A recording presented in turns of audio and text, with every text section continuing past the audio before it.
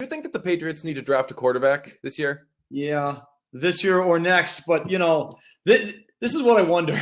This is what I was thinking. This is what was in my head today, DJ, as I was driving around. And that is, Bill's done so many weird things here in the last 6 months, Colin. Like the Garoppolo thing is weird. Not to pick up the phone from other teams and just sort of to hand deliver him to a coach that he likes and taking care of the player just because it's sort of weird, not in the best interest of the team.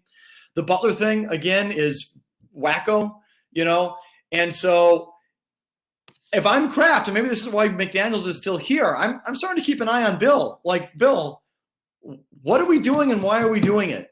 And that makes for an interesting thing because I think it's just like Belichick, by the way. It's just like Belichick to not draft a quarterback this year when they obviously need it and there's a lot of guys out there. And then it's just like Bill to say, I don't need to do it. I don't want to do it. And so do the Krafts have to be there to say, no, Bill, our scouts like this quarterback. We need a quarterback. We're taking a quarterback. Is that like what it's reached down there? That's what I'm curious about. Well, if it does reach that, then the whole thing is totally blown up and no Seth Wickersham, like bigger than any Seth Wickersham piece could paint, because once there's no trust between the owner and the coach anywhere, everything goes to hell, let alone two guys who've been working together forever. But I think that Belichick, if he hears Kraft say, you know what, we really ought to get a young quarterback, he probably loses his goddamn mind because he's like, I did everything right.